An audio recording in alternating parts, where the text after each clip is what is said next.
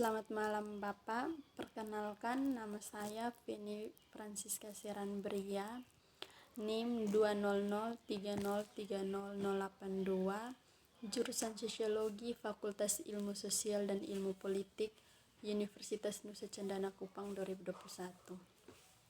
Baik, pada malam hari ini saya akan membahas makalah tentang prinsip-prinsip komunikasi.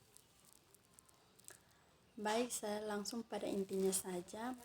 Kata pengantar, segala puji syukur bagi Tuhan Yang Maha Esa.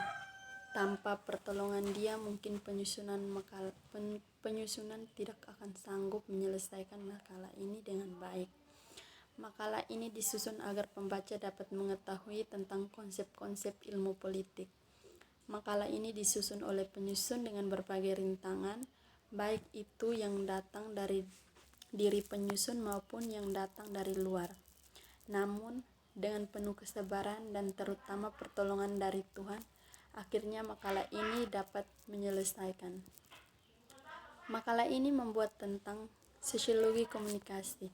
Penyusunan juga mengucapkan terima kasih yang telah banyak membantu penyusun agar dapat menyelesaikan makalah ini. Semoga makalah ini memberikan wawasan yang baik lebih luas kepada pembaca, walaupun makalah ini memiliki kelebihan dan kekurangan. Penyusun mohon untuk saran dan kritiknya. Terima kasih. Pendahuluan latar belakang. Sosiologi sebagai landasan ilmu komunikasi dapat dilihat dari fokus sosiologi yang mempelajari manusia dalam kehidupan bermasyarakat. Dalam kehidupan bermasyarakat, pembentukan kelompok terjadi melalui proses interaksi sosial dan pembentukan masyarakat juga terjadi melalui proses interaksi antar kelompok. Pembahasan komunikasi selalu berkaitan dengan proses sosial, yakni kegiatan pertukaran pikiran dan modifikasi sistem nilai. Hal tersebut dapat dikatakan bahwa komunikasi sosial di sebuah masyarakat merupakan proses yang tidak bisa dilepaskan dari sistem nilai masyarakat itu sendiri. Sosiologi menjelaskan bahwa komunikasi menjadi unsur terpenting dalam seluruh kehidupan manusia.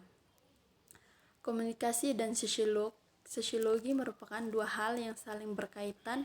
Sosiologi merupakan ilmu pengetahuan yang telah lama berkembang, sedangkan komunikasi merupakan proses interaksi yang berada dalam kegiatan kajian sosiologi. Bab 2 pembahasan. Sejarah kelahiran sosiologi komunikasi. Asal mula kajian komunikasi di dalam sosiologi bermula dari akar tradisi pemikiran Karl Marx. Karl Marx merupakan salah satu pendiri sosiologi yang beraliran Jerman. Sementara Claude Henry, Saint-Simon, Auguste Comte, dan Emile Durkheim merupakan ahli sosiologi yang beraliran Prancis. Gagasan awal Karl Marx tidak pernah lepas dari pemikiran-pemikiran Hegel. Hegel memiliki pengaruh yang kuat terhadap Karl Marx. Bahkan Karl Marx mudah menjadi seorang idealisme justru berasal dari pemikiran-pemikiran Hegel. Karl Marx tua kemudian menjadi seorang materialisme.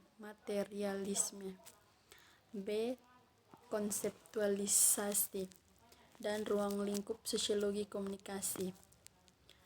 Interaksi sosial dalam berkelompok dan bermasyarakat yang oleh Habermas disebut sebagai tindakan komunikasi tidak lain merupakan perspektif sosiologi. Konsep-konsep tersebut yang kemudian melahirkan studi-studi interaktif serta terkait satu sama lain sehingga melahirkan studi-studi interrelasi sekaligus juga sebagai ruang lingkup dalam studi sosiologi komunikasi. 1. Sosiologi. Kata sosiologi adalah berasal dari kata sofiem yang berarti bercorak tanam atau bertanam. Kemudian berkembang menjadi socius atau bahasa Latin yang berarti teman atau kawan. Selanjutnya berkembang lagi menjadi kata sosial yang berarti berteman, bersama, atau berserikat. Yang kedua, community atau masyarakat. Menurut Ralph Linton, Suekanto 24, 2003, masyarakat merupakan sekelompok manusia yang telah hidup dan bekerja sama cukup lama sehingga mereka dapat mengatur diri mereka dan menganggap diri mereka sebagai satu kesatuan sosial dengan batas-batas yang dirumuskan dengan jelas. Communication atau komunikasi mengatakan bahwa komunikasi sebagai proses pada hakikatnya adalah proses penyampaian pikiran atau perasaan seseorang kepada orang lain. Pikiran bisa merupakan gagasan, informasi, atau opini yang muncul dari benak komunikator. Berdasarkan berbagai definisi tersebut, maka disimpulkan bahwa lingkup komunikasi menyangkut persoalan-persoalan yang terkait dengan substansi interaksi sosial orang-orang dalam masyarakat, termasuk komunikasi yang dilakukan secara langsung maupun dengan menggunakan media komunikasi. Sosiologi komunikasi. Menurut Suarjono Suekanto, sosiologi komunikasi merupakan kekhususan sosiologi dalam mempelajari interaksi sosial, yaitu suatu hubungan atau komunikasi yang menimbulkan proses saling pengaruh atau mempengaruhi antara para individu dengan kelompok maupun antar kelompok.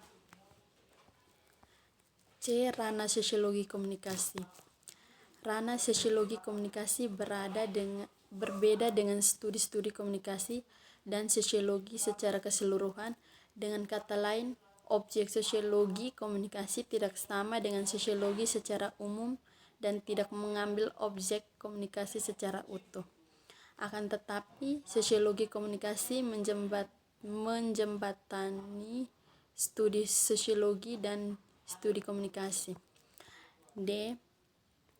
Objek sosiologi komunikasi.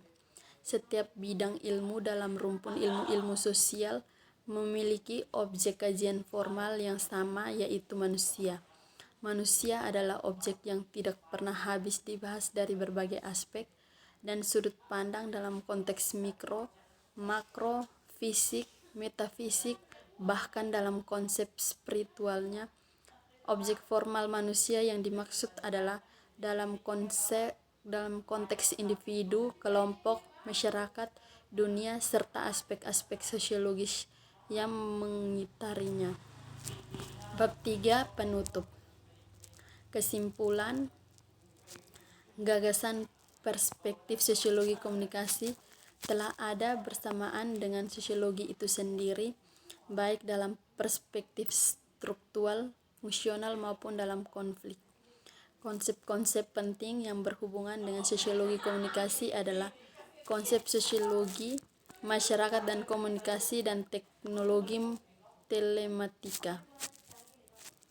Kehidupan bermasyarakat merupakan objek pengamatan sosiologi yang masuk dalam rumpun ilmu sosial.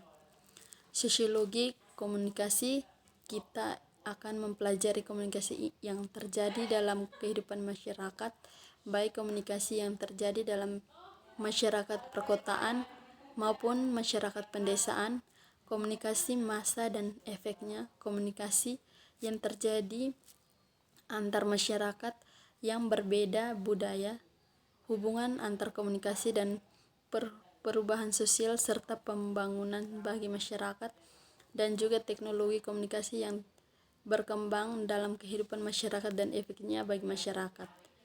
Hanya ini saja yang dapat saya presentasikan. Sekian dan terima kasih.